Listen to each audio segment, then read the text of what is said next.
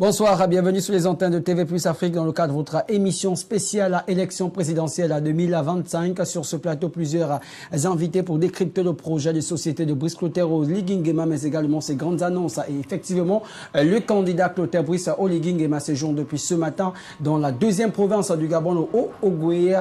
Au cours de cette émission, nous allons décrypter les grandes analyses pour vous montrer, et surtout les grandes annonces pour vous montrer de quoi il était question de ce côté. Sur ce plateau, Youssouf Mboumba Koumba, journaliste à la rédaction de TV Plus Afrique, bonsoir. Bonsoir, pasteur. Merci d'avoir accepté l'invitation. C'est toujours une joie. Ils sont avec nous, comme toutes les soirées de votre émission, les porte-parole officiels du candidat Brice Clotaire Oligui Nguema. Je vais tout de suite commencer par saluer Geoffroy Fumboula Libeka. Bonsoir. Bonsoir. Merci d'avoir accepté l'invitation. C'est un plaisir. Toujours renouvelé. Juste à vos côtés, nous avons, je vais avoir du mal à prononcer ce nom, mais je vais quand même m'impliquer. Voilà, Joe Diomi Boumazango, c'est cela? Moubasango. Moubasango, bonsoir. Bonsoir. Merci d'avoir accepté l'invitation. C'est moi. Alors, messieurs, d'entre le jeu, nous allons décrypter l'analyse et surtout décrypter le discours de Brice Clotaire Oligui Nguema du côté de la province du Haut-Ogooué. Nous allons tout de suite aller voir et lire ce premier tableau. Il dit ceci: je vous annonce que le ministre de l'économie a octroyé les permis d'exploitation aux entreprises locales. Ceux qui ont obtenu ces permis n'auront que pour seul interlocuteur la Société équatoriale des mines. On parle bien sûr d'or. Geoffroy Fumboula, ça vous interpelle forcément? Forcément, parce que comprenez que pendant longtemps, nos ressources minières ont été gérées sans transparence aucune, alors qu'on avait un véhicule qui est la SEM, donc la Société équatoriale des mines, dont la mission principale est justement de gérer l'ensemble de ces actifs en collaboration avec les entreprises qui exploitent dans ce secteur. Le fait que le chef de l'État, je veux dire le candidat Brice Clotaire Oligui Nguema, fasse cette annonce en donnant et en confortant la mission de la SEM nous rassure davantage. Comme vous le savez, on est certes là comme porte-parole, mais on est également parlementaire. Et notre mission est justement de nous rassurer que les lois que nous prenons, le cadre législatif et réglementaire existant, soient respectés, et le fait que l'on puisse justement affirmer que les entreprises qui ont exploité et qui ont obtenu ces permis le seront sous la couverture, sinon sous le regard de la SEM, nous conforte davantage. Très bien. Joe, Yumi. Bon, écoutez, la première chose, c'est qu'on a beaucoup fait de politique dans ce pays. Et donc, je pense qu'il va falloir relancer l'économie gabonaise. Et le candidat Brice Clotaire Oligui Nguema est sur la voie de la souveraineté économique. Il est sur la voie de la diversification économique. Nul besoin de revenir sur le discours de sortir de la dépendance des hydrocarbures. Et donc, on voit diversification économique, on voit des secteurs comme le secteur des mines, le secteur de l'agriculture. Donc, en tant que parlementaire, c'est toujours une très bonne chose que la transparence commence, surtout dans le secteur de l'or ou du diamant, parce que je me souviens que lorsqu'on examinait la loi de finances, il n'y avait pas d'inscription budgétaire sur cette question-là. On s'est un peu demandé pourquoi, alors que l'or et le diamant, que ce soit dans la province du Haut-Ogooué, que ce soit dans l'Angounié, ce sont des ressources du sous-sol de notre pays. Donc il est important que, de façon tout à fait claire, le président puisse s'en emparer, attribue des contrats peut-être à certains acteurs économiques qui, eux, par le fait de la loi, vont donc travailler avec des sous-traitants gabonais, des petites sociétés gabonaises, pour que nous puissions non seulement enrichir notre peuple, mais aussi permettre aux Gabonais de retrouver une certaine forme de dignité. Très bien. Nous rappelons à nos téléspectateurs et internautes qu'ils peuvent bien sûr réagir en direct à cette émission en envoyant un message suivi de leur nom au numéro qui va s'afficher juste devant vos écrans à 062 19 64 33, 062 19 64 33, ou scanner simplement notre QR code qui vous dirigera sur notre boîte à messagerie. Youssouf Mboumba. Eh bien, merci, pasteur. Alors, le candidat Brice Clotaire Oligui Nguema a fait ses différentes annonces dans la province du Haut-Ogooué. l'exploitation de l'or, c'est bien intéressant. Quelles sont vos projections? Quels sont vos objectifs sur les premières années en ce qui concerne l'exploitation de l'or dans notre pays? Quelle est la part que vous souhaitez atteindre sur les premières années? La part de l'exploitation de l'or dans notre budget? Bon, mais déjà, pas besoin de vous rappeler, parce que je suis certain que vous le savez déjà, en tant que journaliste, que le Gabon a justement lancé son unité de production et de raffinage de l'or. Et les ambitions affichées consistent à faire de cette unité un véritable hub au niveau sous-régional. Donc l'objectif n'est pas juste de raffiner l'or, par exemple, pour le cas de l'or qui est produit ici au Gabon, mais également de voir comment cette unité produite ici au Gabon puisse capitaliser autour des pays, notamment de notre zone. Et comme vous le savez, la zone CEMAC est quand même l'une des zones les plus riches en matière de ressources minières. Donc, la place du Gabon, sinon la place de ce que le Gabon compte en tirer, premièrement, déjà à travers cette usine de raffinage, comme je le disais, qui ne va pas uniquement raffiner l'or du Gabon, mais compte également raffiner celle des pays de notre zone. Donc, ça nous fait déjà un gain. D'autre part également, à travers les lois qui vont être prises, sinon améliorées également, comme ça a commencé à l'être, le code minier où nous nous projetons justement de le revoir, même si dans ce code minier, on reconnaît quand même que certaines dispositions permettent justement au Gabon de pouvoir capitaliser. Mais on pense que ce code minier qui a été rédigé avant effectivement l'arrivée du CETRI mérite justement d'être toiletté de façon à ce que la souveraineté du Gabon puisse davantage s'affirmer, et c'est ce à quoi nous allons nous atteler. Oui, mais vous n'avez pas répondu à la question de la quantité. Quelle est la quantité que vous voulez atteindre en projection? Non, il y a des objectifs, que vous visez. Pour connaître la quantité, il faut justement d'abord recueillir les informations de toutes ces entreprises qui viennent d'obtenir des permis. Vous l'avez pas encore fait? Mais non, c'est pas nous. Ce sont les entreprises qui sont censées exploiter, qui vont faire des prospections, qui vont mener des études pour vous dire, voilà, la quantité, la capacité qui sont à même de produire. Donc, là, on parle de contrats accordés. Laissons à ces entreprises-là, justement, de faire leur prospection. Parce que n'oublions pas que quand des entreprises viennent et obtiennent des contrats, c'est à leur risque. Parce que dans le cas de l'exploitation, ils peuvent également tomber sur des zones où il n'y a rien. C'est pareil pour le pétrole, c'est pareil pour d'autres secteurs. Donc on attend justement ce retour-là. Mais déjà de ce que l'on sait par rapport à la carte minière du Gabon, on sait que le Gabon, de façon générale, a quand même un bon potentiel.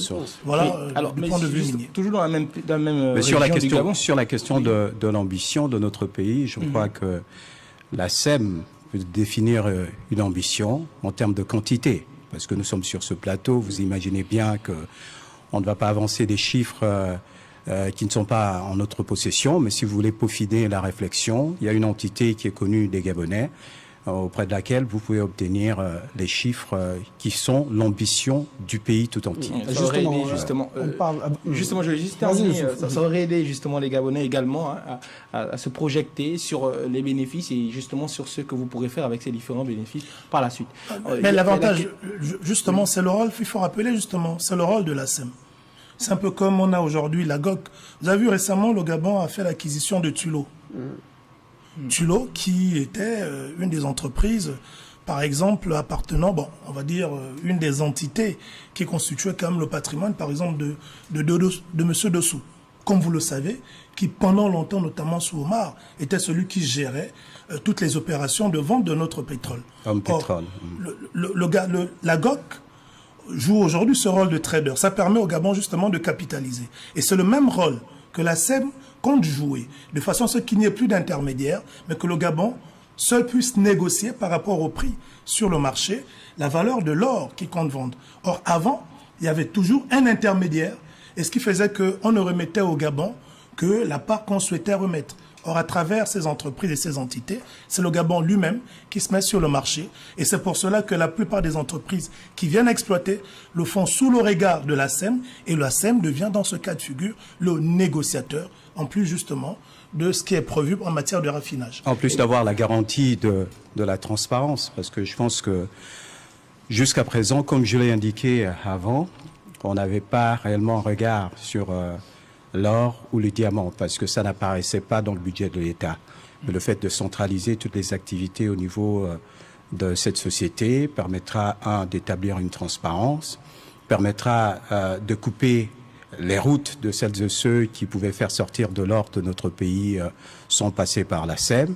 Et bien sûr que l'objectif à terme, c'est de permettre aux jeunes Gabonais de trouver du travail. Parce que lorsqu'on parle des petits permis, les permis artisanaux, il s'agira de les remettre aux Gabonais et aux Gabonaises, parce que trop longtemps, dans ce domaine-là, on a eu des exploitants qui n'étaient pas de notre pays. On n'a rien contre, mais on préfère que l'exploitation d'une telle richesse soit aux mains des Gabonais et des Gabonaises. Et je pense que c'est l'ambition du candidat Brice Clotaire Oligui Nguema de donner de la puissance à son peuple, le peuple gabonais. Très bien. Et dans la même région, il y a votre candidat a également parlé d'uranium. Nous allons aborder ce tableau, Youssouf. Restons dans ce premier tableau. Sur le cas de l'or, justement, vous avez pu le suivre. Ces concitoyens qui, eux, se plaignent du comportement de certains agents de forces de l'ordre qui ont la charge de sécuriser certaines de ces mines-là, sinon quasiment toutes. Parlons justement d'une sorte de rapport assez conflictuel avec ces agents, mais au profit de ces frères venus d'ailleurs. Est-ce que votre candidat garantit justement le fait que les forces de défense et de sécurité dans cette zone-là puissent, une bonne fois pour toutes, arrêter de telles pratiques? La garantie, c'est déjà leur présence. Qu'il y ait des forces de sécurité et de défense, parce que rappelons-nous qu'il y a des zones où il y a eu une époque où il n'y en avait quasiment pas. La deuxième chose, c'est la responsabilité de chacun. Il n'y a aucun candidat, aucun des 8 candidats qui va se présenter, qui peut vous dire qu'il a la formule magique pour responsabiliser chaque Gabonais. La situation que vous évoquez, c'est une situation que je connais du fait d'être en contact justement avec certains compatriotes qui exploitent l'or de façon artisanale dans ces zones-là, qui se plaignent justement. Ce sont des faits. D'être parfois interdits au profit d'autres ou encore d'être traités quand même. Mais en fait, c'est ce que nous devons changer. C'est un peu comme ce que nous reprochons aujourd'hui, le racket. On a vu des agents de force de sécurité et de défense, des fois publiquement, être radiés de leur corps. De force de défense. On l'a vu. Donc là, c'est maintenant la responsabilité des... Donc, ce que je veux faire comprendre, c'est que le patriotisme dont parle notre candidat doit être assimilé. Et chaque Gabonais doit se l'approprier. Très bien. Alors, on parle de l'octroi des permis aux sociétés locales. On va alors s'interroger sur la méthodologie des choix. Est-ce qu'on ne va pas tomber dans des copains à coquins? Comment cela va se faire? Mais il faut dire, bon... Il y a un code de marché, en dehors des marchés publics, voilà, il y a un cadre. Il y a un cadre, le code minier qui est là. Voilà, il y a le code minier, il y a un cadre réglementaire. Vous rassurez qu'on ne va pas avoir des lobbying ou encore des grosses entités derrière ces entreprises? Non, mais ça c'est une attitude bien gabonaise, de tout de suite avoir le soupçon facile, que ce soit sur les entreprises qui vont reprendre des marchés.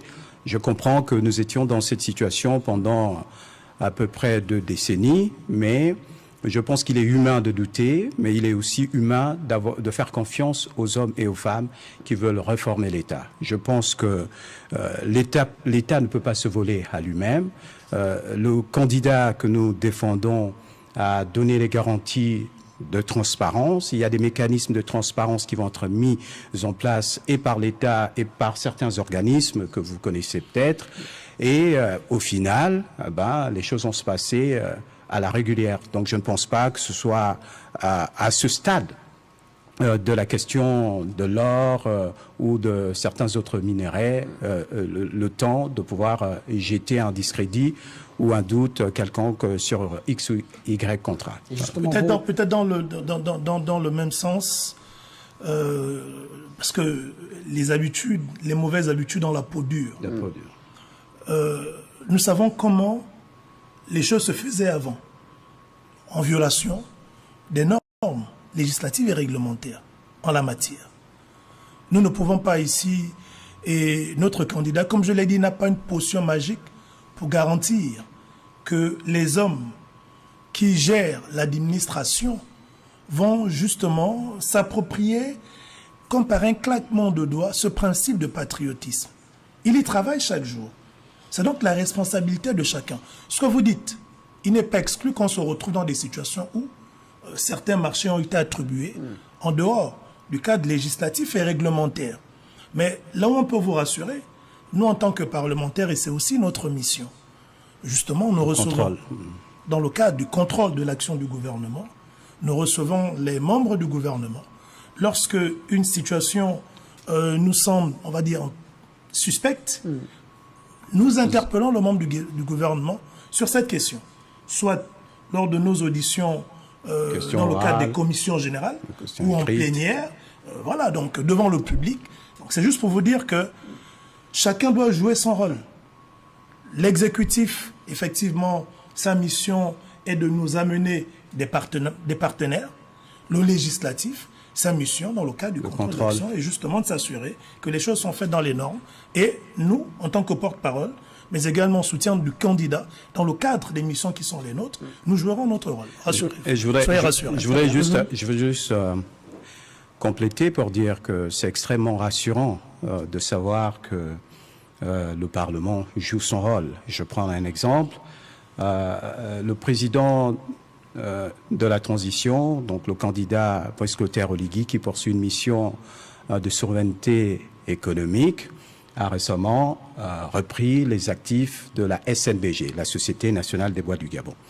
Mais il faut qu'on se rappelle, pour assurer les Gabonais, qui souvent pensent que le législatif est sous la domination et l'emprise de l'exécutif, il faut qu'on se rappelle que la reprise des actifs de la SNBG est consécutive à une mission d'enquête parlementaire qui avait été menée par l'Assemblée nationale. Et je pense que M. Geoffroy Libeka, ici, faisait partie de cette mission, je pense. Non, par contre, sur la nationalité.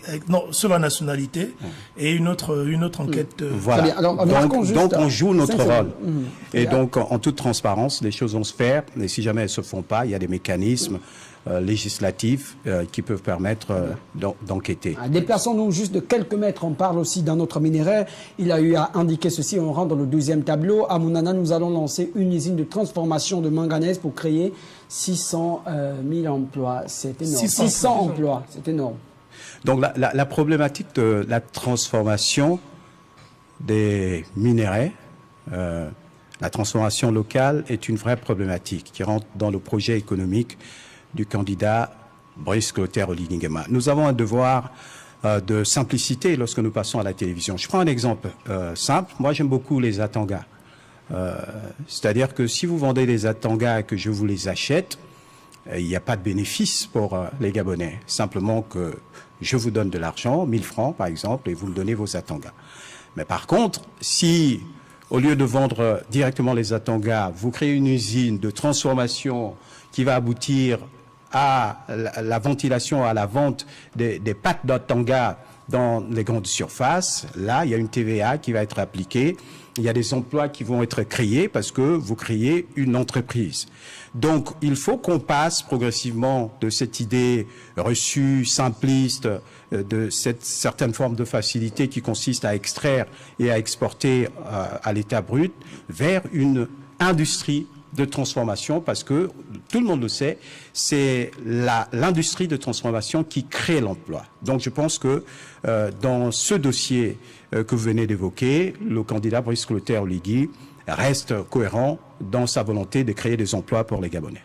Et peut-être ajouter sur le volet de la transformation, et nous sommes tout heureux qu'il occupe une place importante dans le projet de société de notre candidat. Simplement parce que, voyez-vous, les défauts avec juste l'exploitation et l'exportation, c'est que quelquefois, dans ces minerais, on peut retrouver d'autres minerais. Mais comme on n'a pas le mécanisme de transformation sur place, parce que le mécanisme de transformation nous permet justement de sélectionner dans une exploitation ce qui est minerai et ce qui peut être dérivé de ces minéraux-là. Et c'est vraiment l'avantage.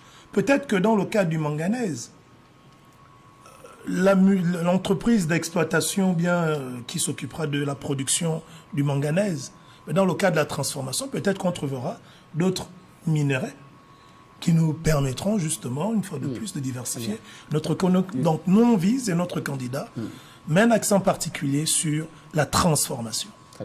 Et justement, sur cette question de transformation, on le sait, les minerais, il y a plusieurs niveaux de transformation. Concrètement, quel est le niveau de transformation que va exécuter cette future entreprise?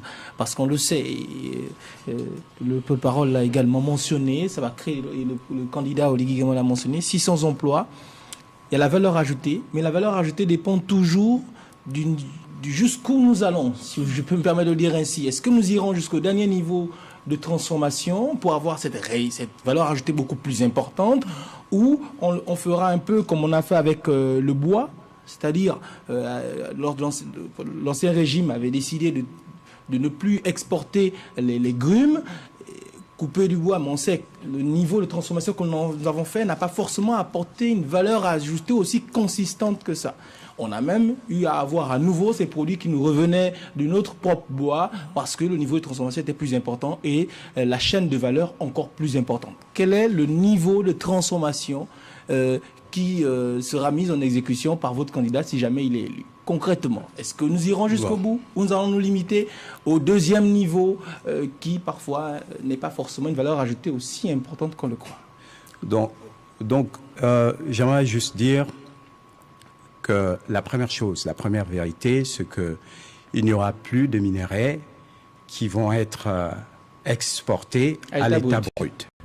Ça, c'est la première chose. Un peu comme on a fait avec le bois. Maintenant, je comprends votre question, c'est-à-dire vous voulez savoir jusqu'où on ira.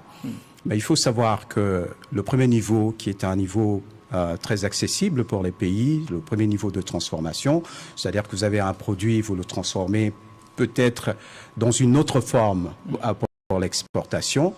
Le deuxième et le troisième niveau, ce sont des niveaux qui nécessitent une technologie, qui nécessitent une expertise, qui nécessitent des compétences, qui nécessitent la mobilisation d'une certaine machinerie. Et donc je pense que nous devons, en toute simplicité et en toute humilité, d'abord nous donner l'objectif de la première transformation. Ça, c'est un objectif qu'on peut atteindre très rapidement dans le court terme. Et ensuite, avec les partenaires qui sont les nôtres, avec l'expertise d'autres sociétés dans le monde avec lesquelles on serait amené à travailler, il va y avoir peut-être un partage de connaissances, de compétences et une mise à niveau de notre industrie de transformation, c'est-à-dire tout ce qui est de mécanisation, etc. Et là, on atteindra un deuxième ou un troisième niveau de transformation. Mais là où on vous parle, là maintenant, le pays a une grande ambition, parce qu'il faut se rappeler que notre pays est un grand pays. Je prends dans le secteur du bois, pas pour sortir de votre question.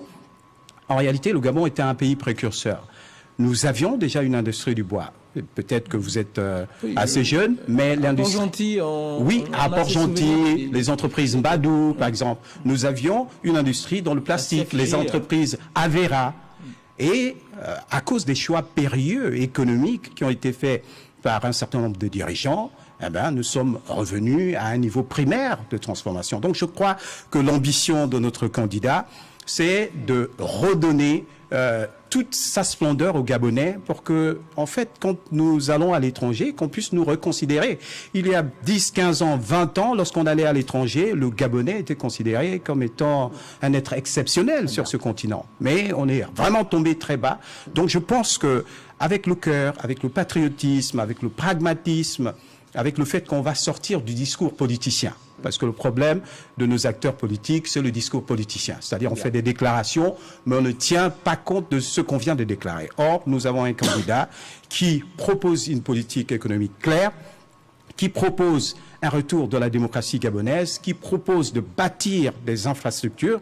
Il ne vous a pas échappé que notre candidat est aussi appelé le bâtisseur, et nous sommes les bâtisseurs. Et notre pays a besoin de se bâtir sur le plan des infrastructures, sur le plan de l'économie et sur le plan de la démocratie. Donc, cette ambition est une ambition réelle, même si l'on commençait par le premier niveau de transformation, mais en tout cas, nous sommes condamnés à aller jusqu'au bout du rêve gabonais. Très bien. Alors, Geoffroy Foumoula, justement, vous allez répondre à cette question et je vais rajouter une dernière avant de passer au troisième tableau de cette émission spéciale. Il y a la qualité des emplois. On parle de 600 emplois, mais il y a quand même une interrogation sur la qualité des emplois. Il y a l'aspect sécuritaire parce que malheureusement, certaines personnes fustigent même le travail des inspecteurs de travail qui ne font pas véritablement leur boulot. On parle de corruption. Et le dernier aspect, c'est bien sûr le traitement des employés. Et la précision sur les 600 emplois, est-ce des emplois, Justement. tous sont les emplois directs ou à l'intérieur il y a les emplois indirects? Si oui, combien? Comment est-ce que vous repartissez les 600 emplois? Monsieur Youssouf, notre candidat a donné une ligne, il a fait une projection. Annoncé déjà le fait qu'il y aura une transformation. Voyez-vous, quand on annonce, on fait pareille annonce, l'impact derrière, c'est justement d'ouvrir la voie pour que des entreprises spécialisées dans le domaine puissent intégrer et venir au Gabon le faire. Pourquoi? Parce que quand on était uniquement dans une phase d'exploitation, ces entreprises de transformation et de production, parce que c'est toute une chaîne, vous l'avez dit, c'est une chaîne de valeur. L'exploration pour commencer, l'exploitation, la transformation et la production à partir de ce qui est transformé. Donc le fait aujourd'hui que le chef de l'État parle de transformation avec une ambition de 600 emplois, je pense même qu'il se peut que cela soit plus que ça. Comme il se peut que ce soit moins en fonction de l'investisseur. Justement, qui peut en fonction de l'investisseur. Mais l'élément déclencheur, c'est déjà de donner l'assurance à l'investisseur qu'au Gabon dorénavant, on va transformer. Parce que cet investisseur attendait la production brute, de là où il était, l'extraction, et voilà, donc c'est ça. On aura donc, ça va attirer un nombre important d'investisseurs dans le domaine, mais comme vous le savez, quand on parle d'économie, ceux qui font l'économie, c'est pas l'État. C'est pas l'État qui va mettre des machines pour aller transformer. C'est les privés. Ce sont des privés. Mais pour que les privés arrivent, il faut déjà que les privés se sentent d'une part rassurés et que ces privés-là, dans le cas de cette assurance, sachent que l'activité qu'ils veulent mener dans ce pays est autorisée. Et là, le chef de l'État autorise la transformation justement de ces minerais. Donc attendons-nous à avoir des privés, peut-être certains qui vont trouver d'autres mines. Et c'est pourquoi je disais... du traitement des employés. Oui, du traitement des employés. Mais non, le traitement des employés, comme on l'a dit, chacun joue son rôle. On a des textes législatifs et réglementaires en vigueur. On a des personnes qui partent faire des études, vous avez dit, pour devenir inspecteur du travail, qui prêtent serment. On ne va pas s'attendre à ce que ce soit le chef de l'État qui fasse le tour des administrations. C'est pourquoi je disais, la responsabilité individuelle est importante. Mais ces inspecteurs relèvent le fait aussi de l'absence de moyens roulants. Non, et vous vous souvenez bien sûr de cette interview du ministre... Vous parlez comme un acteur de la société civile qui a eu à gérer beaucoup de situations. Voilà, justement, qui a eu et qui continue de recevoir plusieurs plaintes des travailleurs. Mais quelquefois, ce n'est pas une histoire de moyens roulants. On sait également que certaines entreprises, à cause de leur puissance financière, arrivent justement à influencer certains agents. Ce ne sont pas des choses nouvelles. On le sent, le dénonce tout le temps. Maintenant, il faut... dans le secteur, excusez-moi, les Gabonais dans le secteur, très rapidement, se posent une question. Est-ce que les salaires vont changer si votre candidat est élu? Parce que dans le secteur industriel, au Gabon, à cause des conventions, les salaires, je vais prendre un terme très, très simpliste, mais les salaires des ouvriers simples est extrêmement bas. On avoisine les 150 000 francs, quand c'est un peu mieux, voire moins. Ça, c'est le RMM. Hein. Moins, oui, ce serait étonnant. Mais malheureusement... Parce que dans notre pays, c'est clair, vous devez payer les gens sur le revenu mensuel. Allons-y pour 150 000 francs. La dernière prise de parole avant de passer à malheureusement, ne sont pas adaptés aux réalités du pays. Le pouvoir d'achat est trop faible par rapport au niveau du coût de la vie au Gabon. Est-ce que votre candidat va rehausser, va peser de son poids pour influencer sur ces conventions afin qu'elles changent pour donner à ces citoyens-là qui seront dans ces secteurs-là, que ce soit dans le bois et autres, un niveau beaucoup plus important de salaire adapté aux réalités? Non. Je pense qu'il faut qu'on reprécise, on recadre les choses. Le candidat élu président n'est pas Dieu. Il faut qu'on soit clair. Il impulse une politique, il y a des Il ambitions. impulse une politique, je suis d'avis avec vous. Mais vous savez, c'est comme vous êtes ici à TV+, c'est une entreprise. Vous n'allez pas vous attendre à ce que le candidat Brice Clotaire Oligui Nguema descende ici pour fixer les salaires des journalistes. Les conditions de travail. Vous êtes une entreprise privée. Il a une ambition, il veut rehausser Non, au ça niveau vous des en train de dire, salaires, c'est oui que- ou non? C'est la question. Est-ce que vous avez l'intention de je vous rehausser au niveau réponds des salaires? en vous disant justement que l'État fixe les normes. Si vous me parlez du SMIC, ok, du revenu minimum, ok, ça c'est de la responsabilité de l'État. Donc le SMIC sera revu? Non, mais mon candidat, notre candidat, on n'a pas fait d'annonce. J'ai pas Non, eu d'annonce. il n'y a pas eu d'annonce Dans, sur dans ce ce sens, je ne pense même pas qu'un candidat ait fait d'annonce. Se soit avancé sur cette question. Parce que ce sont des questions qui sont quand même assez sensibles, techniquement parlant. Ce que je suis en train de dire, c'est que la politique qui est mise en place, et le porte-parole Joe Dumi le rappelait, le fait que nous soyons dans un pays aujourd'hui où la parole est libérée, où les citoyens peuvent convenablement jouer leur rôle, doit justement amener les syndicats à pouvoir jouer leur rôle sur ce qui est convention collective, de façon à ce que entre le syndicat et le patronat, parce que ce sont les deux principaux acteurs, on puisse arriver à l'amélioration de cette convention collective. Vous avez dit convention collective.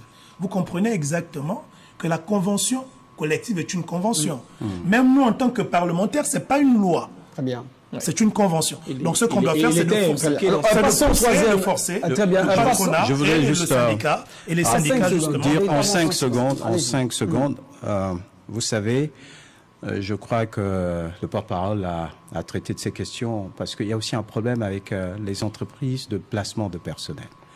Par exemple, dans le secteur du pétrole, parfois une entreprise peut être chargée de placer du personnel dans ces entreprises pétrolières, peut-être fixer un salaire à 1 million de francs CFA, mais pour avoir de la marge, ces entreprises de placement de personnel vont aller répercuter un salaire de 400 000 ou de 500 000 francs. Et comme les gens sont dans la précarité, il vaut mieux obtenir un petit salaire de 300 et de 400 000 francs que de ne rien faire.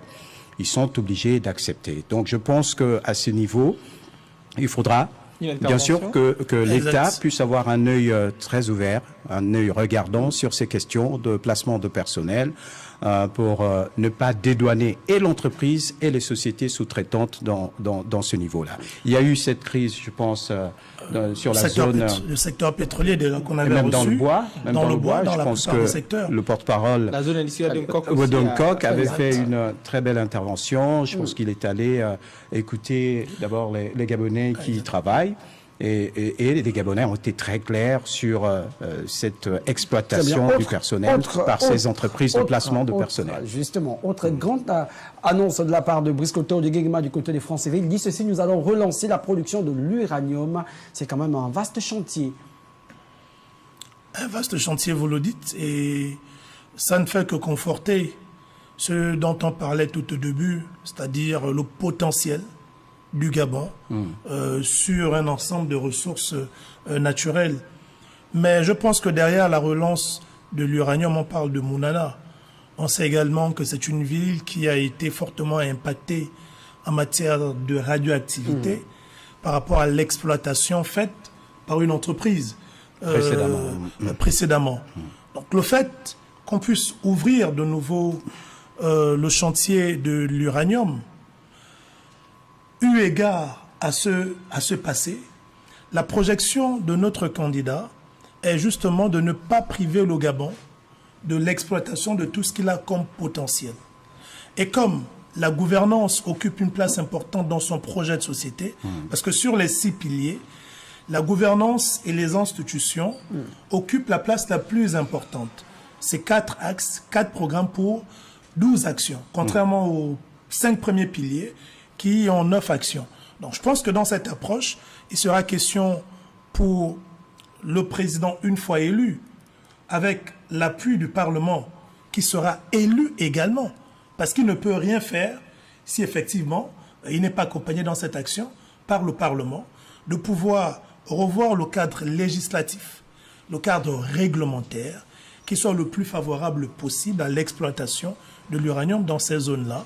Et ça va permettre de relancer notre économie. N'oublions pas quand même ce qu'a produit Comuf à Mounana. À quoi ressemble à Mounana?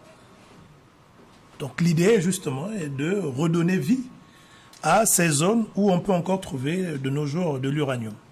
Et l'idée même évoquée par le porte-parole de la volonté du candidat Brice Clotaire Oligui Nguema de travailler avec un Parlement élu sur ces questions de l'économie gabonaise nous conforte. Parce qu'en réalité, cette idée tranche avec les propositions qui ont été faites par un certain nombre de candidats qui veulent gouverner par ordonnance, c'est-à-dire isolé de la vie du Parlement sans loi d'habilitation. Je pense qu'en tant que bâtisseur, il est important d'avoir la participation de tous, c'est-à-dire la participation des institutions comme l'Assemblée nationale pour peaufiner les lois. Et même si on regarde exactement ce qui se fait et ce qui se fera par le candidat, on arrivera à des fonctions où le président va proposer des noms et où le Parlement va s'en saisir pour trancher et valider la nomination à des postes importants, comme ça se fait dans les autres pays du monde entier. Donc, c'est une gouvernance inclusive, une gouvernance participative que propose le candidat C'est-Bon, donc Brice Clotaire Oligui Nguema. Et justement, sur la question de l'uranium, et là, le porte-parole, Geoffroy Fumboula Ibeka l'a mentionné, il y a un passif. Et les cicatrices sont encore visibles parce que, à l'heure où nous parlons, il y a encore des citoyens, des Gabonais qui sont des rescapés. Des rescapés. Il y a même un collectif très important qui manifeste assez souvent. Vous avez certainement rencontré certains d'entre eux. Leur dossier semble être mis aux oubliettes, entre guillemets, par l'administration gabonaise. Ils continuent à crier, à appeler à l'aide pour qu'ils puissent être soutenus. Je me rappelle avoir rencontré un d'entre eux avant son décès, malheureusement, 2 semaines avant son décès. Il nous avait interpellés pour faire état de sa situation, sa maladie. Il nous a montré l'ensemble des documents qui étaient en sa possession. Exactement, il avait lancé un cri d'alarme pour être soutenu par l'administration. Malheureusement, ça n'a pas été fait. Ce monsieur est finalement décédé. D'autres sont dans cette liste d'attente de décès, malheureusement, tant que rien n'est fait. Est-ce que votre candidat prévoit, dans le cadre justement de la question en rapport avec l'uranium, traiter ce dossier-là afin qu'enfin justice soit faite pour tous ces anciens employés de Comuf qui aujourd'hui continuent à réclamer justice? Je peux me lancer. Le candidat Brice Clotaire Oligui Nguema n'a pas attendu l'élection pour s'engager en matière de restauration de la dignité des Gabonais. Même s'il n'est pas comptable de ce qui s'est passé, des conventions qui ont été signées lorsque ces entreprises qui ont justement négativement impacté ces zones exploitaient. Parce que en ce temps, c'était des conventions et des contrats qui liaient l'État gabonais à ces entreprises.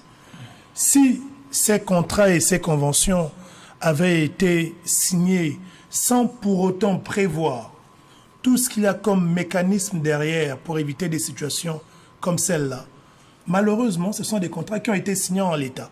Et le président Oligui, comme je l'ai dit, qui s'est engagé pour restaurer la dignité de tous les Gabonais, je ne pense pas un seul instant que même s'il n'était pas comptable de tout ce qui s'est produit pour créer cette situation, restera insensible.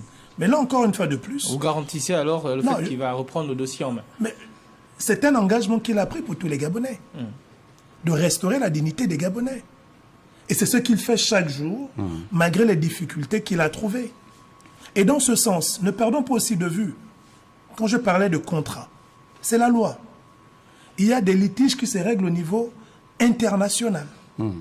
Ce qui sous-entend qu'il faudra que l'État, sur cette question peut-être, relance le dossier, je veux dire, Comuf.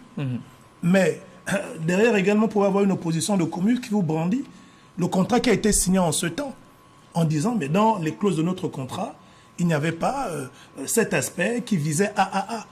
Ou des que fonds avaient déjà été exercés à détournés. l'État gabonais. Donc il y a toutes ces réalités. Mais je sais une chose, a reçu les fonds. notre candidat défini comme étant le bâtisseur, il n'est pas seulement défini comme étant le bâtisseur, il est le bâtisseur. Il s'est engagé à restaurer la dignité de tous les Gabonais.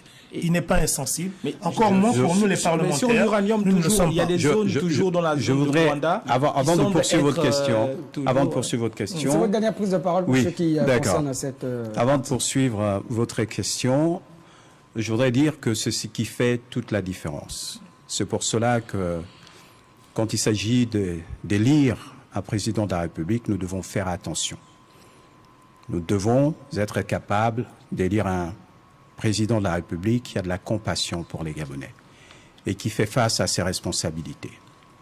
Pas un homme qui nie absolument l'ensemble de ses responsabilités ou qui choisit ce qui lui est favorable et ce qui ne lui est pas favorable, il le laisse aux autres.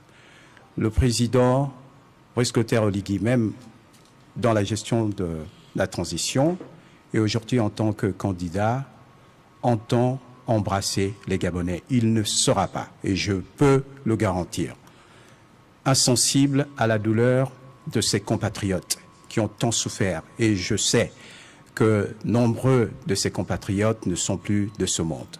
Donc, à l'occasion de l'ouverture ou la réouverture de l'exploitation de l'uranium, le président sera bien sûr capable d'écouter ces personnes-là. Parce que quand vous avez souffert dans votre chair et quand vous avez été touché par une situation, il faut qu'une autorité vous écoute. Le président est un homme qui écoute. Vous l'avez remarqué, partout où il passe, il prend le temps de discuter avec tous les Gabonais, que ce soit des hommes âgés ou de plus jeunes. Vous avez vu cette scène où il était en train de marcher, il y a ce jeune homme qui l'interpelle avec un dossier et il prend le temps de discuter avec cet homme. Donc, je peux donner les garanties par rapport à la valeur humaine de l'homme que nous défendons, du candidat que nous défendons. Contrairement à certains autres, ce candidat-là est un homme qui a ramené du cœur dans la politique gabonaise et je pense que si on s'en tient à ce qu'il a fait et ce qu'il a toujours fait, il n'hésitera pas à écouter ces personnes. C'est une possibilité ou un impératif sur ce dossier pour cette personne? Je pense que c'est un impératif. Ça, c'est moi qui le pense. Donc, je pense que c'est un impératif. Ils vous écoutent et puis ils prennent note. Passons au quatrième tableau de ce discours tenu par Brice Clotaire Oligui Nguema du côté du Haut-Ogooué à Franceville. Nous allons enfin terminer la route reliant Libreville à Franceville. On parle de la transgabonaise. Exact. Mais c'était une ambition, je ne sais pas si on peut encore aujourd'hui en parler. Il n'a fait que réaffirmer l'engagement qu'il a pris et il n'a pas attendu l'élection pour commencer à lancer les travaux, relancer les travaux de la transgabonaise qui étaient en arrêt depuis des années. Donc, nous, on n'a aucun doute sur cet engagement. C'est un fait, parce que c'est ce qui se fait présentement. Au-delà même de la transgabonaise, on voit effectivement les autres voies qui sont présentement en travaux. Donc, sur les questions de la route, vous savez que c'est une priorité pour notre candidat. Il ne l'annonce pas, il le démontre chaque jour que la route est une priorité. Et je pense que même pour nous-mêmes, nous sommes là. On circule aujourd'hui dans Libreville. Pendant longtemps, on circulait, on avait des crevasses qui coûtaient rien. Dans nos quartiers. Dans nos quartiers.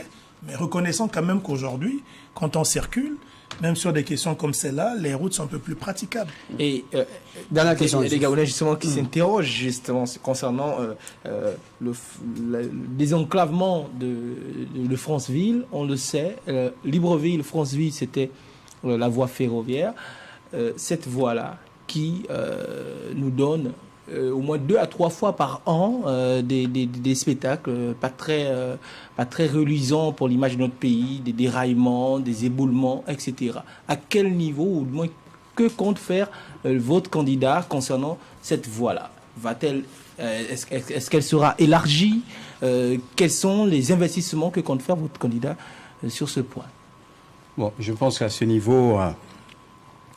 je ne sais pas si la voie ferrée appartient à Comilog. Je pense qu'il y a quand même une société privée qui a cette convention. Je pense que il y a quelques mois, nous avions reçu à l'Assemblée nationale certains anciens directeurs généraux, que ce soit de CETRAG, pour nous éclairer sur cette question-là. Ce qu'ils avaient dit, c'est que le tonnage des minerais qui partent de Franceville à Libreville était excessif et il arrivait sur la voie ferrée qu'il y ait des affaissements et que des travaux étaient en cours. Je pense que nous sommes condamnés à quand même faire des réparations à ce niveau. Vous savez que bâtir, c'est bâtir. Bâtir, c'est bâtir la voie ferrée.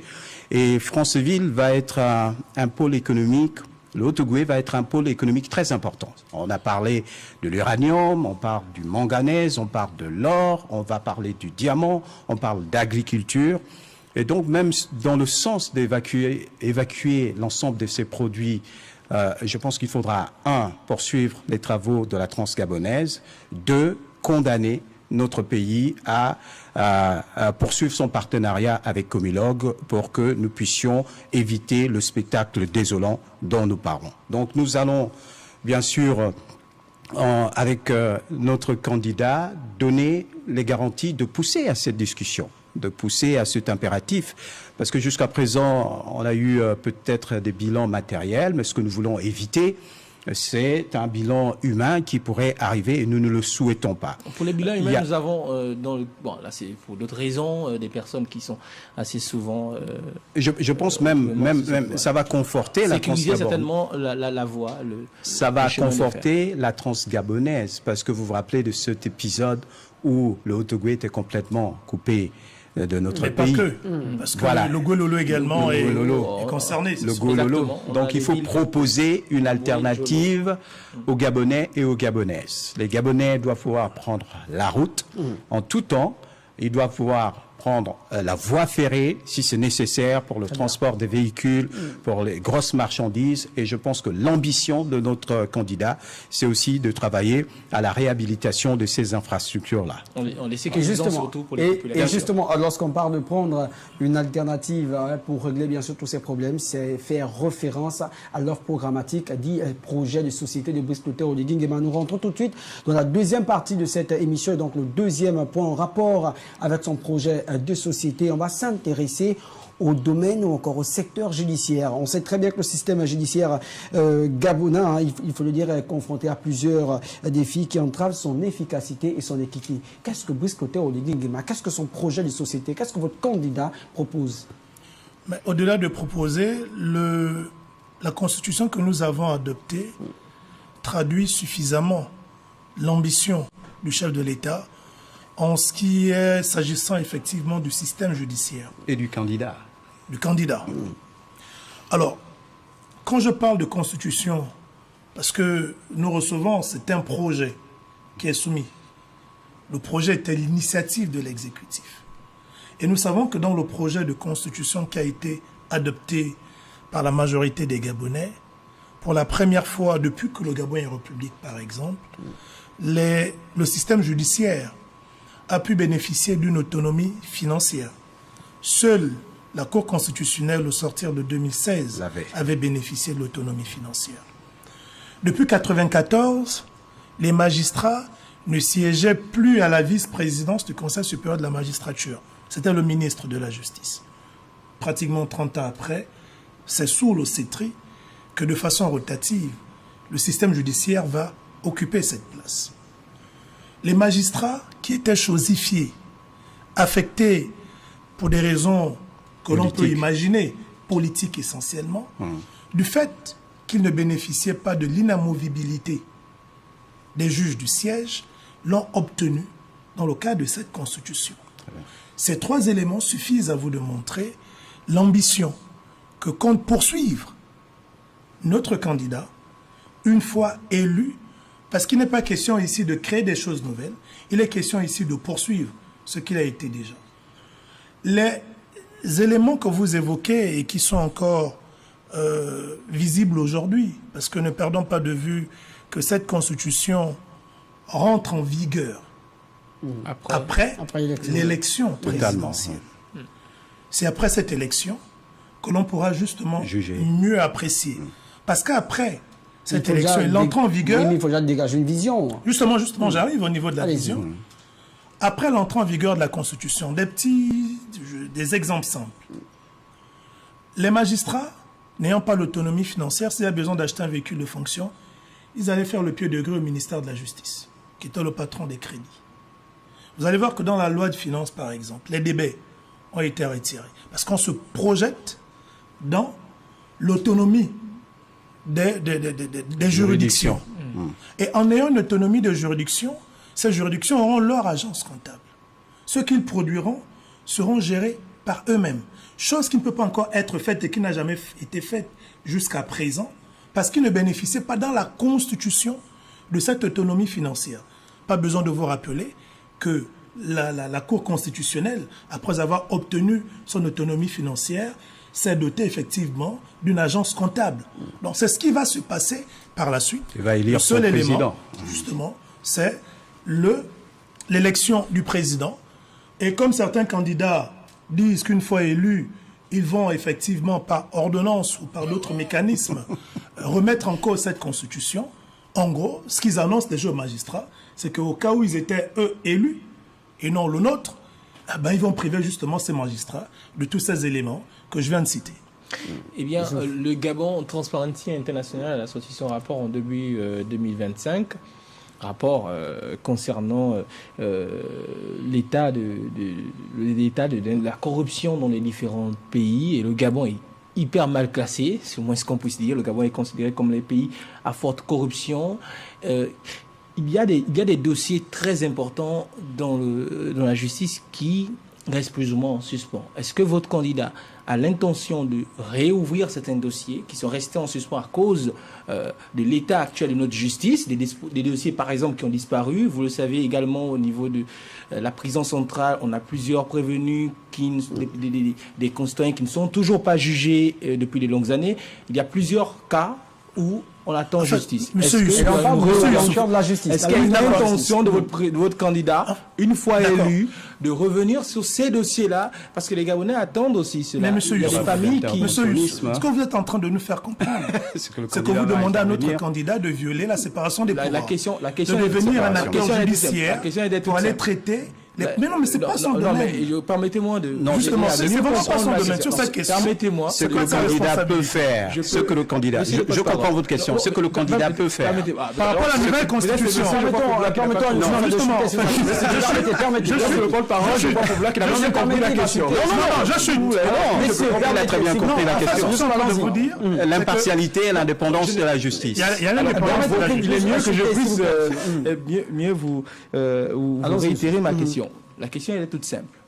C'est celle de savoir, en tant que président élu, est-ce que votre candidat mettra en œuvre une politique qui vise justement à ce que notre justice puisse réouvrir certains dossiers qui sont restés en suspens? Parce que une fois élu, clairement, ça ne va pas faire disparaître toutes ces familles qui sont en train de pleurer parce qu'ils estiment qu'ils n'ont pas eu justice dans l'ancien régime.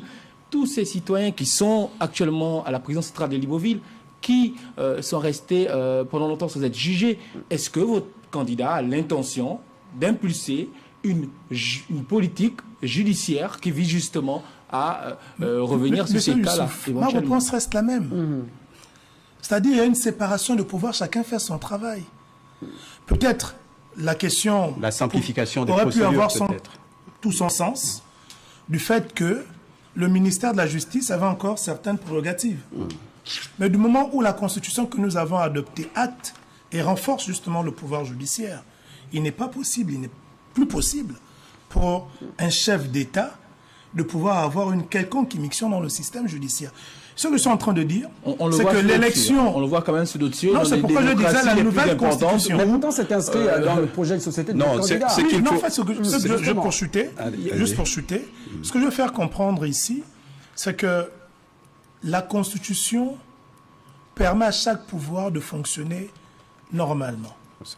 L'élection d'un chef d'État n'influe pas ne garantit pas la réouverture des dossiers. Tout comme il n'influe pas sur le fonctionnement du législatif. On ne parle pas forcément d'influence, on parle d'impulser. Le parquet va continuer son travail. C'est le parquet qui gère les dossiers. Ce n'est pas le chef de l'État qui enclenche l'action judiciaire. Il y a un ministère de la Justice, il y a un procureur de la République. Mais justement, ce qu'on est en train de dire, c'est le parquet. En fait, on dit la même chose. Je pense que la question, c'est, si je comprends bien, la confiance que les Gabonais ont en la justice gabonaise. Donc, des réformes sont entreprises pour garantir, bien sûr, l'indépendance et l'impartialité de la justice, parce que, au final, pourquoi certains ne se lançaient pas dans une relance de dossier au tribunal de Libreville et dans les autres juridictions? Simplement parce qu'ils n'avaient pas confiance en la justice gabonaise. Et donc, les réformes qui ont été impulsées, déjà dans les acquis de la transition, peut-être la simplification des procédures par rapport à celles de ceux qui sont emprisonnés et qui jusqu'à présent n'ont pas connu de jugement, peut-être la digitalisation de ces services-là.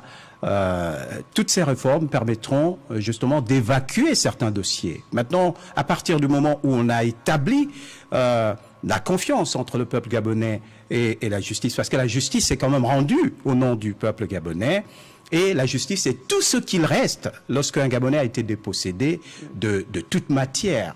À partir de ce moment, je pense que certains plaignants pourraient relancer des dossiers. Ce sera maintenant, bien sûr, à la justice gabonaise de poursuivre cet exercice. Allons-y. On ne doit pas Très bien. Allons-y dans ce projet de société, puisque vous semblez vouloir esquiver la responsabilité aussi de l'exécutif. Mais Brice Clotaire Oligui, demain, dans son projet de société, dit ceci: dans mon entrée en fonction, je m'engage à garantir l'indépendance de la justice en luttant sans idée de recul contre la corruption endémique qui gangrène notre administration et annihile nos efforts. C'est ce qu'on vient de dire. Il s'engage par non, quoi? mais si on dit lutter contre la corruption, par quelle initiative? On va illustrer. Nous, en tant que parlementaires, sur certaines questions, nous pouvons être saisis ou nous auto-saisir dans le cadre d'une enquête parlementaire. Nous produisons notre rapport d'enquête parlementaire que nous remettons à l'exécutif. Et c'est à l'exécutif de donner suite en le transmettant, par exemple, au judiciaire pour que le mécanisme soit enclenché. Or, on était dans des situations où même mener une enquête parlementaire était quasiment impossible.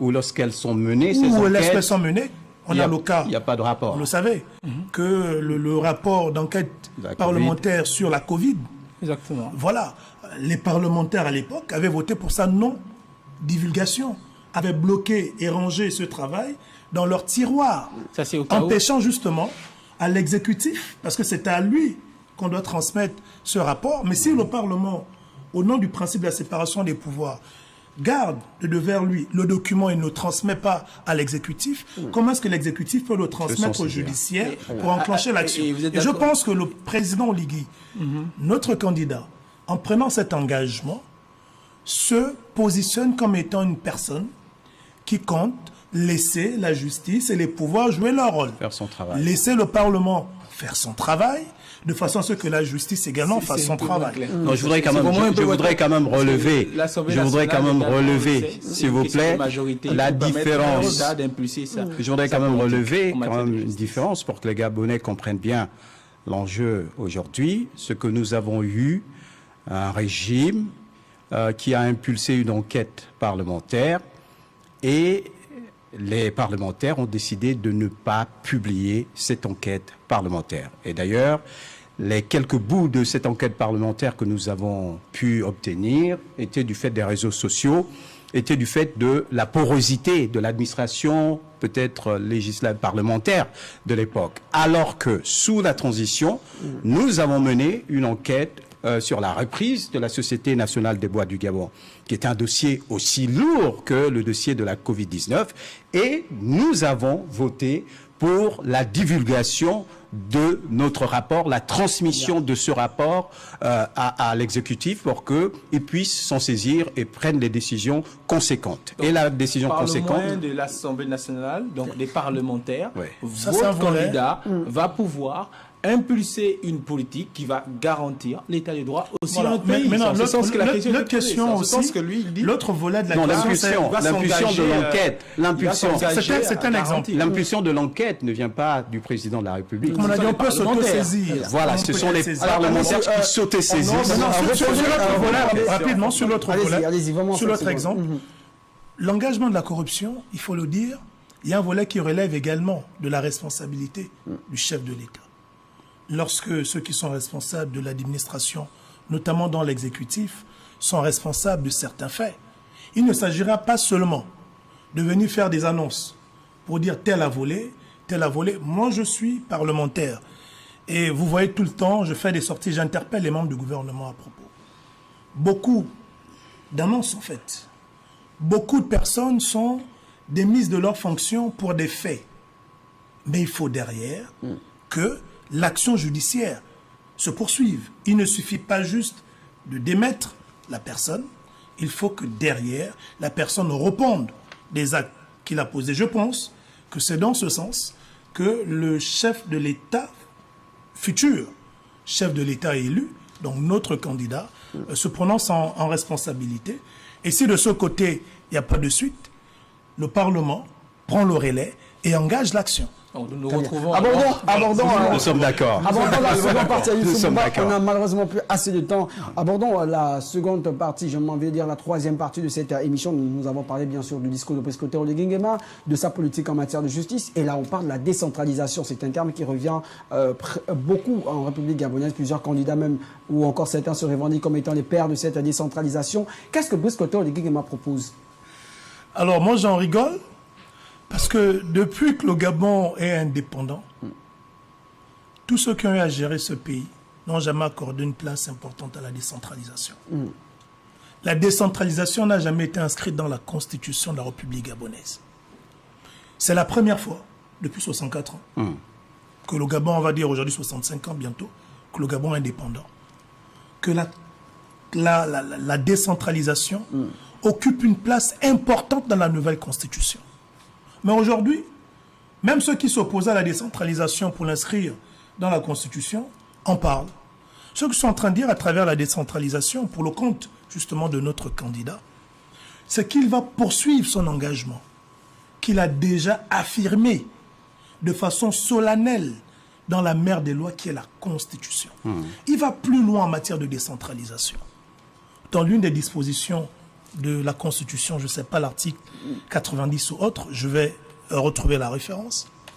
Il va jusqu'à créer, la Constitution crée dorénavant la fonction publique locale, en plus de la fonction publique parlementaire. L'idée derrière, c'est de dire que dorénavant, dans les collectivités locales, avec un Moulengi Binza, on aura des postes budgétaires pour les agents municipaux. C'est ça le sens de la fonction publique locale, chose qui n'existait pas. On n'aura plus besoin d'avoir juste la main-d'œuvre non permanente ou de prendre des compatriotes dans ces mairies, travail sans suite. On aura des postes budgétaires. C'est ça la décentralisation. C'est déjà affirmé dans la Constitution. Les lois viendront justement définir tout ça et la loi de finances qui sera adoptée sera davantage amplifiée. Et ce qui est très amusant, c'est que l'idée que certains se faisait de la décentralisation, c'est de donner aux collectivités locales la possibilité de signer des actes de naissance et des actes de décès. Or, la décentralisation, c'est autre chose. C'est toute une politique de proximité, parce qu'on estime que, et le candidat estime que les collectivités locales sont au plus proche des populations. Elles sont au fait des problématiques des populations. Et d'ailleurs, pour être dans un conseil municipal ou un conseil départemental, il faut être élu. Pour placer une liste lors d'une élection locale, on représente une partie de sa population et une partie du territoire national.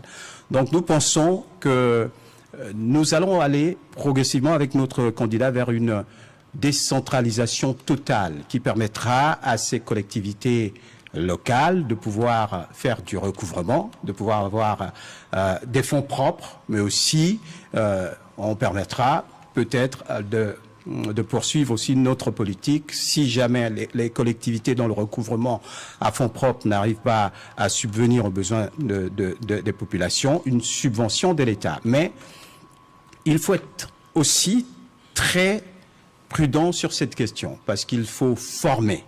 Il faut former les gens au recouvrement, à la gestion de la chose publique, donc des finances publiques, pour que effectivement le développement local soit impulsé. Parce que ce que nous faisons de Libreville pour impacter dans un village de Malinga, parfois nous faisons des choix périlleux et qui ne sont pas en accord avec les préoccupations des populations de Malinga. Donc cette politique de proximité, donc la décentralisation, elle est effective et en bonne place dans le projet du candidat bâtisseur. Si vous permettez en 30 secondes, juste en complément, Youssouf, on va plus loin dans la Constitution, en intégrant même le référendum d'initiative locale, où on permet, de façon décentralisée, à des populations de se prononcer sur des projets prioritaires. Nous avons notre collègue Alexandre Awassi qui a proposé la loi qui a été adoptée sur la responsabilité sociétale des entreprises. Voilà un autre instrument qui vient affirmer justement cette décentralisation parce que ça permettra directement aux collectivités locales, comme le disait le porte-parole, de pouvoir augmenter leurs recettes. Mais je termine et je chute par là.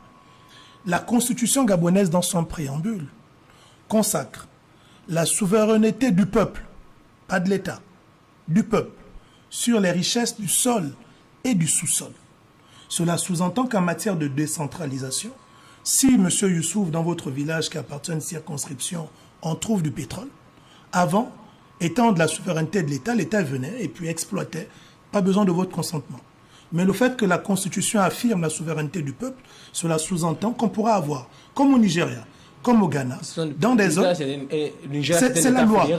C'est un peu différent. Non, on parle de la souveraineté. Oui. Là, je suis sur le volet de la souveraineté. Oui, je suis bien d'accord. Voilà. Donc, comme vous le dites, c'est un État fédéral. Donc, dans ces États fédéraux, dans chacun de ces États, on retrouve dans des villages des milliardaires qui sont propriétaires. Et puis justement parce que ces États affirment... Non, c'est sur le principe. Ces États affirment la souveraineté du peuple sur les richesses. Très bien. C'est le principe.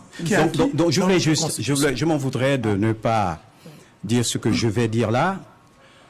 En fait, vous comprenez la contradiction de certains projets de société. Parce qu'on ne peut pas, d'un côté, dire qu'on va poursuivre la politique de décentralisation et de l'autre côté, dire qu'on va supprimer le Sénat. Est-ce que vous comprenez ce que je veux dire? Parce que le Sénat, bien sûr, c'est une chambre qui est composée d'élus, de conseillers municipaux, et qui sont donc les acteurs de cette décentralisation. Donc on ne peut pas affirmer à la face du monde, avec toute la sérénité, que je serai celui qui va poursuivre la politique de décentralisation, et juste derrière, dire que je vais supprimer le Sénat. Et je voudrais finir en disant ceci. J'ai rencontré une femme qui travaille depuis 15 ans au Sénat. Parce que vous savez qu'au Sénat, il y a les sénateurs, il y a l'administration aussi. Et cette dame est inquiète. Parce qu'elle m'a posé la question de savoir, mais si jamais on supprimait le Sénat, qu'est-ce que je deviendrais? Elle a consacré sa vie à essuyer les bureaux, à maintenir une certaine propriété dans cette institution. Et avec ce salaire, elle apporte un certain réconfort à ses enfants. Elle a envoyé ses enfants à l'école. Elle a acheté une parcelle de terre. Cette dame, cette compatriote, est inquiète parce qu'il y a un discours qui vise à supprimer le Sénat. Et donc, la question qu'elle m'a demandé de poser, et qui va certainement être répondue par ceux qui portent ce projet diabolique, c'est qu'est-ce qu'elle deviendra, cette compatriote? Est-ce que dès que certains, éventuellement, pourraient arriver aux affaires, ils renverraient cette compatriote avec toutes ses charges à la maison? C'est pour cela que les Gabonais et les Gabonaises, en responsabilité, ne se feront pas distraire. Ils savent qu'il y a un seul bâtisseur, il n'y a qu'un seul projet viable, c'est le projet que nous portons. Alors, la question en rapport avec la décentralisation, des questions, du moins, à partir de quel moment votre candidat, si jamais il est élu, va rendre la décentralisation une réalité, va faire de cette décentralisation une réalité au Gabon? Est-ce sur la première année, deuxième année, le temps de mettre les choses en place? Est-ce que vous avez une projection au niveau du timing par rapport à cela, afin que les Gabonais et Gabonaises justement s'adaptent à cette nouvelle réalité? La deuxième question est celle de savoir, avez-vous évalué, parce que c'est un projet de société, vous avez le temps d'étudier l'ensemble des contours, avez-vous évalué le coût de cette décentralisation? Si oui, combien cela va coûter et surtout, où trouverez-vous les fonds justement pour financer tout cela? D'accord. Sur le premier volet de la mise en œuvre de la décentralisation, comme je l'ai dit, c'est un tout. Parce qu'un État fonctionne avec différents pouvoirs. La Constitution consacre le principe de la décentralisation. Comme vous le savez, la Constitution étant la mère des lois, ce sont les lois qui viennent justement étayer ce que dit la Constitution pour donner la force à l'exécutif de prendre des actes réglementaires pour matérialiser tout cela. Au stade où nous sommes au niveau de la Constitution. Donc, une fois que notre candidat sera élu, ce sera à lui, assurément, de transmettre au Parlement un projet de loi sur l'effectivité et la mise en œuvre de la décentralisation. Il le fera le premier mois, le deuxième mois, le troisième mois? Non, on ne pourra pas, parce qu'on n'a pas encore, on n'a pas le chronogramme. Tout ce qui est défini dans le projet de société, mais demeure des priorités sur 7 ans. Il est élu pour 7 ans, il n'est pas élu pour une année, il n'est pas élu pour un mois. Oui. Voilà. Maintenant... Mais est-ce que cela ne passe pas par le renforcement des infrastructures quand on sait que beaucoup de régions du Gabon, en particulier dans les zones rurales, manquent véritablement d'infrastructures de base, routes... Mais vous voyez que notre candidat n'a pas attendu la décentralisation pour lancer ses grands travaux. On a tout à l'heure parlé de la transgabonaise, c'est vous qui nous avez rappelé son engagement. Comme pour dire effectivement que même si décentralisation ne sous-entend pas une séparation des collectivités et de l'État. Vous avez étudié la question de la décentralisation, vous avez évalué, vous avez défini le coût. Et Quel coût? Le coût de la décentralisation. Il va falloir mettre en place de nouvelles infrastructures. Vous avez parlé de l'implantation de certaines administrations. Attention. La décentralisation, c'est un mécanisme qui est simple. Les collectivités locales aujourd'hui existent. Seulement, elles sont sous tutelle, on peut le dire, du ministère de l'Intérieur. Il y a certaines représentations qui ne sont pas dans certaines régions du Gabon. Justement, il va falloir certainement investir pour qu'elles y soient. Non, mais s'il y a décentralisation, c'est plus l'État qui investit. C'est ça la décentralisation. Ce sont les collectivités locales. Ce sont les collectivités parce qu'elles ont maintenant le pouvoir de capitaliser et de faire de cette capitalisation ce qu'ils veulent. On peut se retrouver aujourd'hui, je dis n'importe quoi. Faire du recouvrement. Le président, par exemple, a annoncé qu'il va relancer l'uranium du côté de Mounana. Mais on sait tous l'apport de l'uranium, il y a un passé récent. Mais ce que produisait Mounana, par absence de décentralisation, était directement et totalement affecté dans les recettes de l'État. Et c'est l'État qui décidait de donner ce qu'il voulait à Mounana. Or, dans le cas de la décentralisation, ce ne sera plus le cas. Ce qui est produit... Parfois, c'est à terme... mais justement, en fait, on explique... Dans un premier temps, il y a quand même un investissement de l'État. On m'a posé une question. La loi, c'est la loi. Soit on veut d'une décentralisation, soit on n'en veut pas. Mais la décentralisation, c'est ce principe-là. La décentralisation ne sous-entend pas que l'État viendra, par exemple, détruire les mairies qui existent parce qu'elles ont été construites sous... Vous voyez ce que je suis en train de dire? Clairement. Mais le premier mécanisme de la décentralisation, c'est justement de détacher les collectivités locales du ministère de l'Intérieur. Mais est-ce que cela ne passe pas aussi par le changement des valeurs? Il faut le dire. Bien sûr. Dans les provinces, il y a des personnalités qui revendiquent une paternité et qu'on sent... Est-ce que ce n'est pas ça par un changement des valeurs? Une paternité de quoi? Des provinces. On sait très bien que dans chaque province, il y a une sorte de leadership en des individus. Non. L'État, c'est l'État. Nous sommes dans un pays, c'est notre pays, le Gabon. L'époque des rois Tlé est terminée. Très bien. Vous ne pouvez pas revendiquer être le père d'une province. L'État est unitaire et c'est inscrit dans la constitution gabonaise. Donc, vous êtes du nord, vous êtes du sud, vous êtes de l'est, vous êtes de l'ouest. Partout où vous vous déplacez, vous êtes chez vous.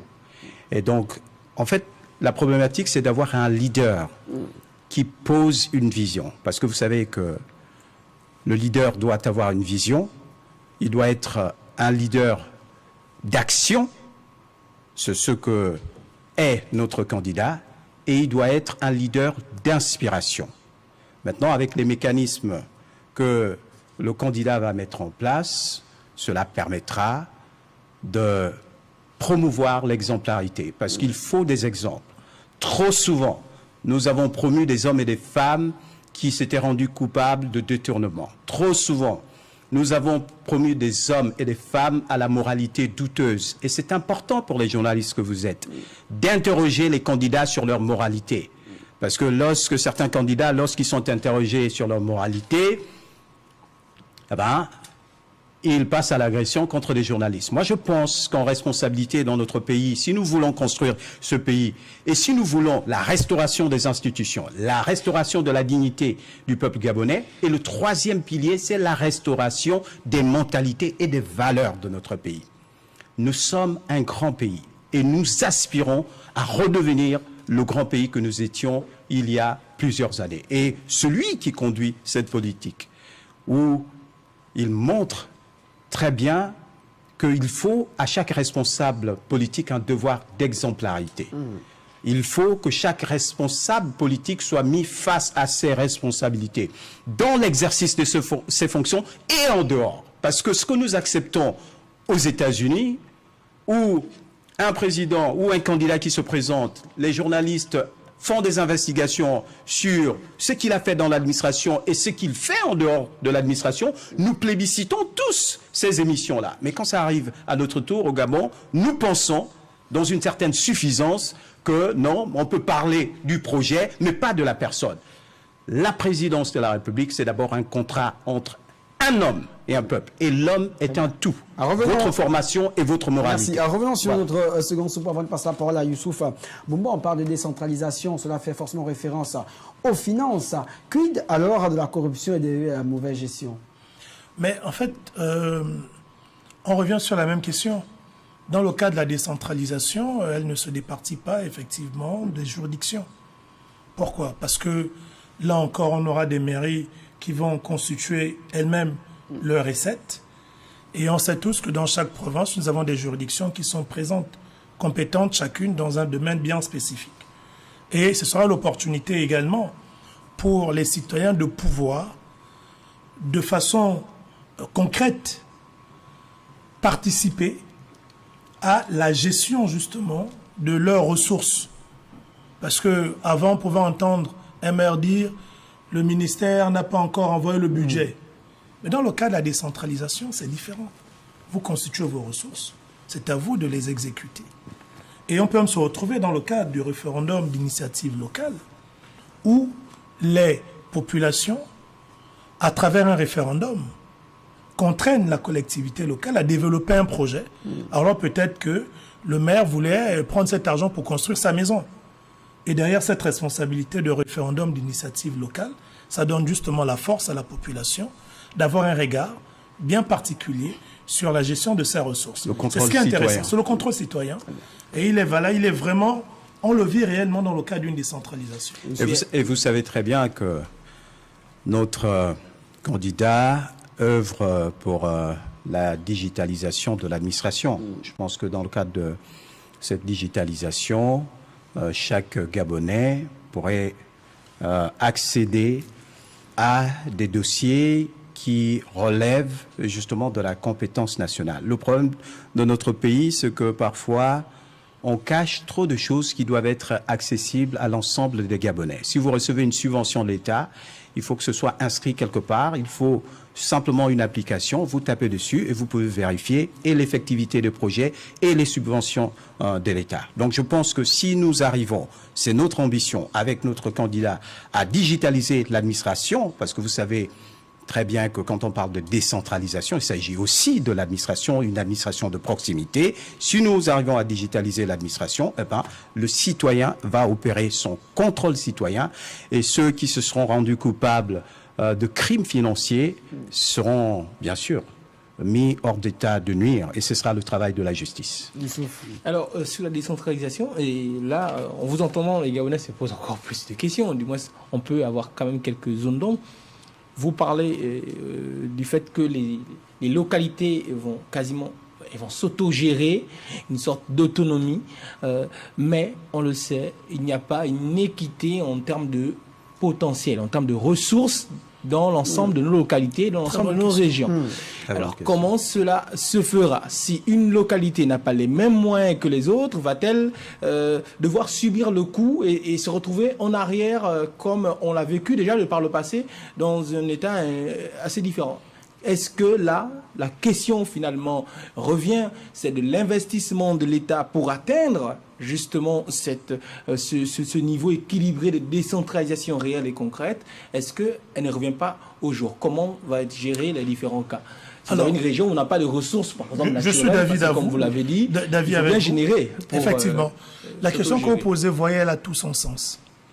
Et cette question nous permet toujours de revenir et nous ramène toujours à la Constitution, qui a été très mal présentée, diabolisée par certains qui, aujourd'hui, souhaitent totalement la remettre en cause.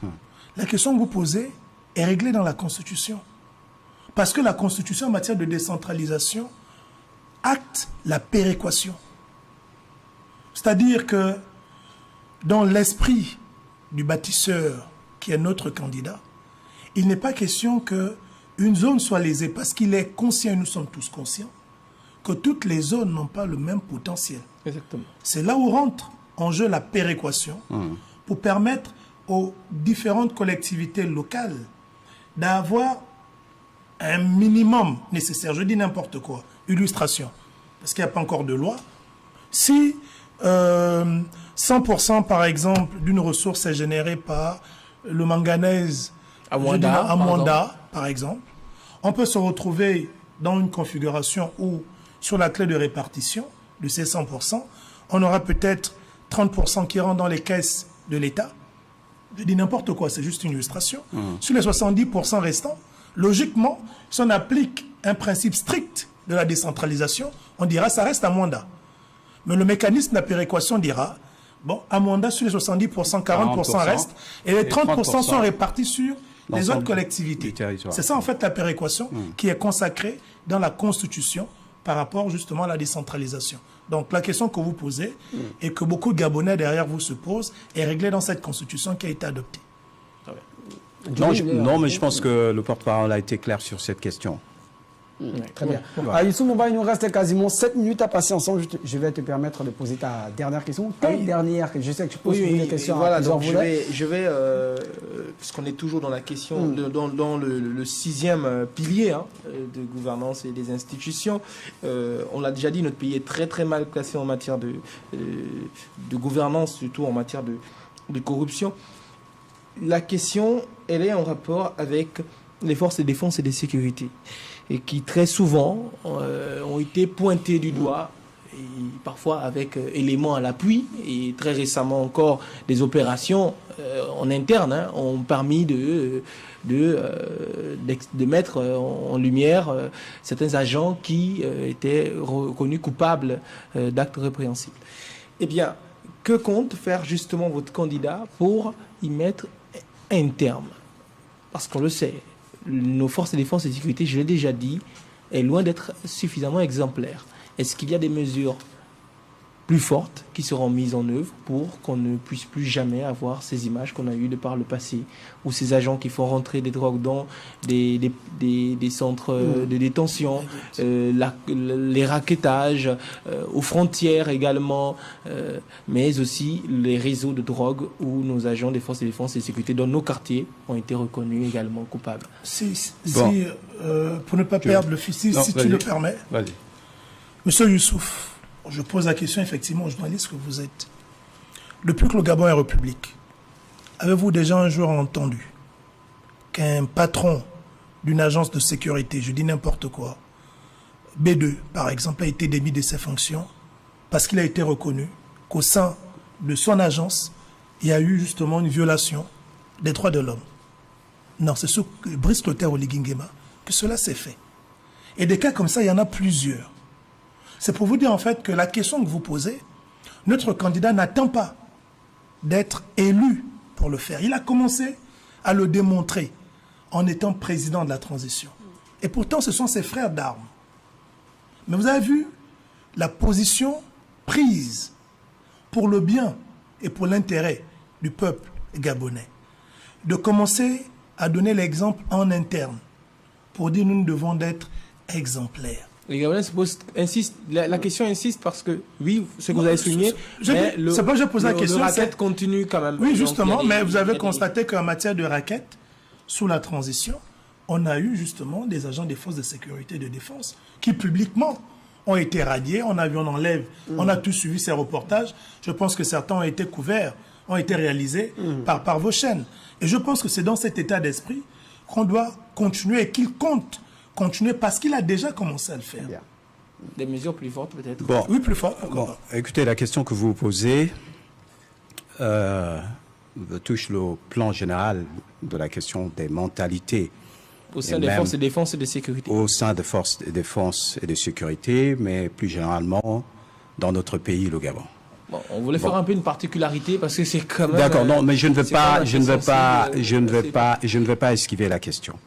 Et donc, je crois, d'abord, la première chose, il faut reconnaître qu'il y a quand même des unités de contrôle à l'intérieur de ces forces de défense et de sécurité. Ça, c'est la première chose. La deuxième chose, c'est que nous devons promouvoir à l'intérieur de nos forces, et beaucoup plus aujourd'hui, puisque le leader, président, bâtisseur vient de ces forces-là, nous devons promouvoir l'exemplarité. Il faut un vrai programme à l'intérieur de forces de défense et de sécurité pour promouvoir l'exemplarité. Parce que la notion d'exemplarité est très attachée aux forces de défense et de sécurité. C'est un choix ou bien d'un autre côté? C'est un projet. Parce que vous dites, nous devons. C'est une réalité. Non, c'est une réalité. Nous devons le faire. Parce que le porte-parole vient de le rappeler. Vous savez que ceux qui sont rendus coupables, même s'ils étaient des hommes habillés, mais ont été radiés des effectifs de l'armée gabonaise. Et d'un autre côté, je sais que dans le projet de société du candidat, il y a la volonté de moderniser l'armée gabonaise. Imaginons un seul instant qu'il y ait peut-être un numéro matricule sur chaque agent et que avant chaque contrôle, qu'il soit capable d'être identifié, c'est-à-dire agent numéro 004. S'ils seront coupables de comportements déviants, le citoyen a la capacité là de pouvoir tester cette personne. Ça va être fait, c'est bien. D'un autre côté, la modernisation de l'armée gabonaise. On va arriver à un moment où même les policiers pourraient avoir des caméras. Ça se fait aux États-Unis. Vous savez, la question de la moralité des agents est revenue plusieurs fois aux États-Unis, où un agent a contrôlé, il s'est mis à tabasser un citoyen américain, par exemple, et finalement, il a fait une déposition qui est contraire à ce qui se passait. Le droit également de filmer l'agent. Le droit de filmer l'agent. Juste un second, juste pour assurer. Prenez même une minute, parce que c'est aussi votre mot de fin. Nous sommes arrivés malheureusement au terme de... Mais moi, j'aurais un mot de la fin. Non, en fait, juste pour compléter, pour vous rassurer, le ministre de la Défense s'est déjà prononcé dessus. Il y a une loi de programmation militaire qui est présentement en rédaction, je pense, dont l'objectif est de tenir compte de toutes ces questions-là. Imaginez notre armée-nation. Armée-nation, c'est important. Dans 5, dans 10 ans, à travers une loi de programmation militaire. Chose qui n'avait jamais été faite dans notre pays. Donc, c'est pour vous dire, en fait, l'importance qu'occupe la moralisation et la modernisation de nos forces de sécurité et de défense dans le projet de notre candidat, le bâtisseur, lequel projet se dénomme, vous le connaissez, je suis sûr et certain. Bâtissons l'édifice nouveau. Il commence par poser un constat. Il présente les acquis de la transition et il déploie sa vision à travers 6 piliers, 19 axes, 19 programmes et 59 actions. Et ce ne sont pas des actions nouvelles, ce sont des actions qui ne sont que le prolongement de ce qu'il a commencé à faire dans le cadre de la transition. Tel est mon mot de fin. Allez-y. D'abord, je voudrais vous remercier pour l'opportunité que vous nous donnez. Et dans un Gabon où on jette le discrédit sur les journalistes, je voudrais vous féliciter de la conduite de ce débat. D'un autre côté, nous sommes à l'heure des choix. Nous devons choisir soit de repartir dans l'obscurantisme que nous avons connu il y a plusieurs années, ou d'embrasser l'essor vers la félicité. Je pense qu'il n'y a pas deux peuples gabonais, il n'y a qu'un seul peuple gabonais. Celui qui est sorti pour célébrer le coup de la libération le 30 août 2023, c'est le même peuple en dépit des manipulations, en dépit des discours, en dépit des publications. C'est le même peuple qui va se mobiliser le 12 avril pour porter au pouvoir l'homme qui a été auteur du coup de libération avec ses frères d'armes, donc le candidat bâtisseur Brice Clotaire Oligui Nguema. Merci. Merci d'avoir également accepté l'invitation de votre émission spéciale élection présidentielle 2025. Je rappelle qu'il était avec moi pour le compte de cette émission Geoffroy Fumboula Libeka, porte-parole du candidat Brice Clotaire Oligui Nguema, et Joe Diomi Mouba Sango, porte-parole également du candidat Brice Clotaire Oligui Nguema. Youssouf Boumba Koumba de la rédaction de TV Plus Afrique. Merci Youssouf d'avoir accepté l'invitation de la maison. Ce fut un merveilleux moment. Restez fidèles au programme de TV Plus Afrique. Vous le savez, demain c'est lundi et nos programmes recommencent. J'ai envie de dire les programmes de la semaine. On parle bien sûr de 12 Midi Info avec Royal Ibaguinolt. 15h, Gérard Jodabani pour le direct de l'info. 19h50, 120 minutes d'info avec Assidé Laniman. À ses côtés, votre humble serviteur. Tout au long de cette émission, nous avons décrypté le discours de Brice Clotaire Oligui Nguema du côté de Franceville. Et en deuxième partie, nous sommes revenus sur les axes du projet de société Bâtissons l'édifice nouveau pour notre essor vers la félicité du candidat rebaptisé, c'est bon, Clotaire Brice Oligui Nguema. Sur ce, bonsoir chez vous.